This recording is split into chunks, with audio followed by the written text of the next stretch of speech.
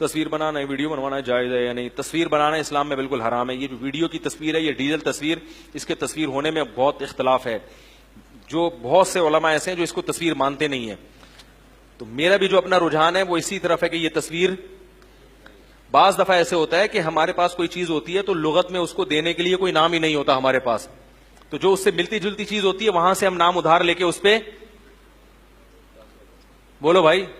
تو یہ جو ڈیجیٹل کیمرے سے جو ویڈیو بنتی ہے، یہ جو تصویر بنتی ہے، یہ رسول اللہ صلی اللہ علیہ وسلم کے دور میں تھی نہیں. جب یہ چیز وجود میں آئی تو ہمیں یہ اس جیسی لگی جیسی حرام تصاویر ہوتی ہیں، تو ہم نے وہاں سے نام ادھار لے کے اس پہ چشمہ کر دیا. تو اب اس کے وہ حکام نہیں ہوں گے جو اس کے حکام ہیں،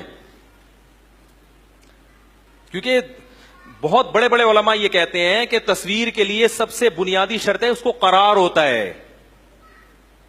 اور ویسے بھی جو اسلام نے تصویر کو حرام قرار دیا نا، اس میں دو چیزیں بنیادی ہیں احادیث میں. ایک مزاحات لخلق اللہ، اللہ کی تخلیق کی نقل. کبھی حدیث میں آتا ہے جو تصویر بنائے گا اللہ کہیں گے میری نقل ماری ہے تو اب اس میں جان بھی ڈالو. ڈیجیٹل کیمرے کی جو تصویر ہے اس میں اللہ کی نقل نہیں ہے، کیونکہ اس میں انسان خود سے کچھ بھی نہیں کرتا.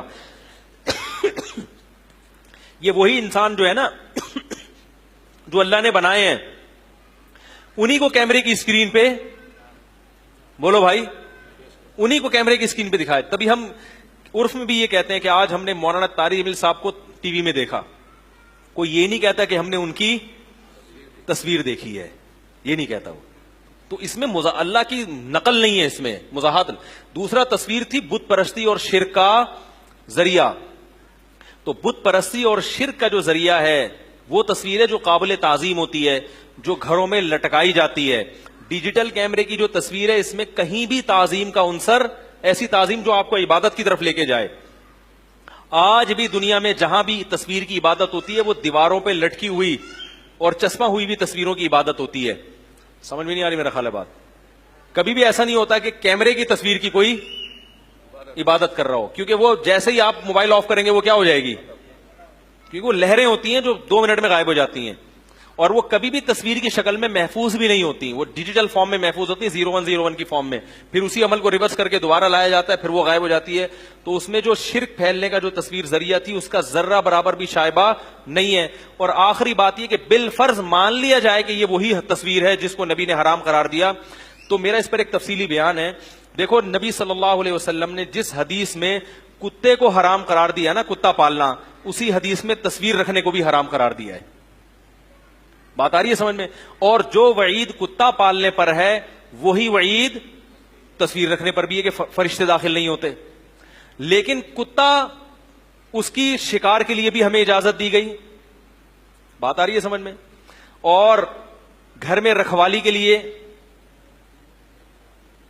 یعنی گھر میں اگر آپ چوکیداری کے لیے بھی کتا پالنے کی اسلام میں اجازت ہے. شکاری کتے کا تو خود قرآن نے ذکر کیا کہ جن کتوں سے تم شکار کرتے ہو وہ شکار تمہارے لیے کیا ہے، حلال ہے. اگر تم نے اللہ کا نام لے کے کتا چھوڑا ہے تو اس سے پتا چلتا ہے یہ جائز ہے کتا پالنا شکار کے لیے.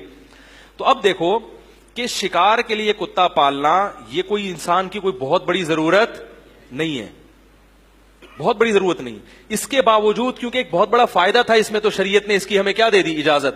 تو تصویر اگر اس کو حرام بھی مانا جائے، یہ والی جو ڈیجیٹل کیمرے والی تصویر ہے، رسول اللہ صلی اللہ علیہ وسلم کے دور میں اس کے وہ فائدے، بلکہ استعمال نہ کرنے کے وہ نقصانات بھی نہیں تھے.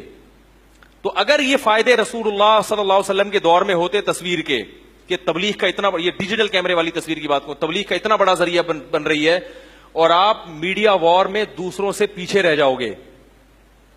تو صرف یعنی کتے سے جو شکار والا فائدہ ہے نا، وہ فائدہ اس فائدے کی نسبت بہت زیادہ کم ہے، بہت زیادہ کم ہے. تو اگر یہ فائدے رسول اللہ صلی اللہ علیہ وسلم کے دور میں ہوتے تو کیا آپ اجازت دیتے یا نہیں دیتے؟ اس کے بارے میں احادیث کیا ہیں، خاموش ہیں، کیونکہ یہ فائدے تھے ہی نہیں. تو اس سے پتا چلا کہ تصویر اگر کسی مفید مقصد میں استعمال ہو رہی ہے تو اس کے بارے میں ہم حرام اس لیے نہیں کہہ سکتے کہ اس کے بارے میں کوئی نص موجود، بولو نا یار، ہے ہی نہیں. اس کی حلت اور حرمت سے نص خاموش ہے، اور جہاں بھی نص خاموش ہوتی ہے وہاں اجتہاد کی، بولو نا یار، وہاں علماء کو یا مجتہدین کو اس کی اجازت ہوتی ہے کہ وہ اجتہاد کر سکتے ہیں. تو یہ جو لوگ کہتے ہیں نا کہ آپ لوگوں نے تصویر کو حلال کر دیا ان فائدوں کی خاطر، حالانکہ تصویر اجتہاد وہاں ہوتا ہے جہاں نص موجود نہیں ہوتی.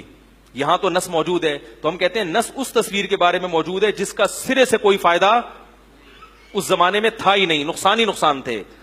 اس تصویر کے بارے میں جس کے اتنے سارے فوائد ہوں کہ میڈیا وار میں آپ کے لیے اس کے بغیر اس جنگ میں میدان میں اترنا ممکن ہی نہیں ہے. یہ فائدے اگر ہوتے, اس کے بارے میں نس موجود ہی نہیں ہے. وہ حلال یا حرام ہونے کی بات کرے تو الگ بات, جہاں نس موجود نہیں ہوتی وہاں کیا ہوتا ہے, اجتہاد ہوتا ہے. تو اگر کتے کے مسئلے پر تصویر کو قیاس کیا جائے تو ایک شکار کے لیے جب کتا پالنا جائز ہے تو میرے بھائی پوری دنیا میں ایک اسلام کی تبلیغ کے لیے یا اپنی بات پہنچانے کے لیے یہ حکمت تو شکاری کتے سے کئی گنا زیادہ ہے. اور جو علماء ڈیجیٹل تصویر کو علی اطلاق حرام کہتے ہیں, پھر ہمارے پاس ایک الزامی جواب بھی ہے. ہم کہتے ہیں اگر یہ بالکل بھی حرام ہے, یعنی جہاں فائدہ ہو وہاں بھی جائز نہیں ہے, تو پھر عمرہ کرنا کیسے جائز ہو گیا؟ کیونکہ آپ کو عمرہ کرنے کے لیے بھی تصویر کھنچوانا, بولو بھائی, ضروری ہے. حالانکہ وہ تو فرض بھی نہیں ہے. چلو حج میں تو ہم کہتے ہیں فرض ہے, تو وہ کیسے جائز ہو گیا؟ یا کسی ملک دنیا میں گھومنے کے لیے وزٹنگ ویزے کے لیے آپ ملیشیا جا رہے ہیں, تو ساری دنیا جاتی ہے, علماء بھی جاتے ہیں, تو وہاں کیسے جائز ہو گئی؟ تو جب ایک وزٹنگ کے لیے آپ کے لیے تصویر کھنچوانے کی اجازت ہے, تو ایک میڈیا وار میں غیر مسلموں کا مقابلہ کرنے کے لیے آپ اس کو حرام قرار دیں, تو یہ بات ہماری رائے کے مطابق یعنی علم اور حکمت کی ہماری نظر میں یہ اتنی مضبوط بات, بولو بھائی, نہیں ہے. باقی جو علماء ماضی قریب میں ہمارے بزرگوں میں اس کو شدت سے حرام کہتے رہے ہیں, انہوں نے ان دلائل پر غور کیا ہی نہیں تھا. انہوں نے اس کے, اور اس زمانے میں اس کا ایسا استعمال بھی نہیں تھا, سوشل میڈیا تو تھا ہی نہیں, تو انہوں نے صرف اس کے نقصان دہ پہلو پر دیکھا, اور واقعی اس وقت نقصان دہ پہلو ہی تھا, اس کا کوئی مفید پہلو جیسے ٹیلی ویژن کے ڈرامے ہی تھا. اتنا فاسٹ میڈیا کہ ایک آدمی آگے ٹی وی میں ایک بات کہتا ہے اور کروڑوں تک وہ بات پہنچتی ہے, اور ٹی وی میں مذہبی چینل بھی بن گئے ہیں. تو وہ اس دور میں وہ مفتی ولی حسن صاحب جو اتنے بڑے بزرگوں میں سے ہیں, ان کو بھی اس کے ناجائز کہنے پر اشکال تھا. ڈیجیٹل تصویر, ان کی تحریر موجود ہے. تو ہمارے اکابر میں بھی یہ مسئلہ اتفاقی نہیں تھا, بعض علماء کا رجحان اس کے جواز کی طرف. حضرت مفتی تقی عثمانی صاحب نے تو 25 سال پہلے عربی رسالہ میں جو ان کی تحریر ہے اس میں لکھا تھا کہ مجھے اس کے تصویر ہونے پر اطمینان نہیں ہے. تو یہ جو لوگ اعتراض کرتے ہیں نا, پہلے حرام کہتے تھے, اب ایک دم سب نے جائز کر دیا, ایسا نہیں ہے. پہلے بھی بہت سے علماء جواز کے, بولو نا یار, قائل تھے. البتہ وہ اس کو پرچار نہیں کرتے تھے کیونکہ ان کو اس کا اندازہ تھا کہ اس کا نیگیٹو استعمال کیا ہوگا, زیادہ ہوگا, اس لیے وہ خاموش تھے.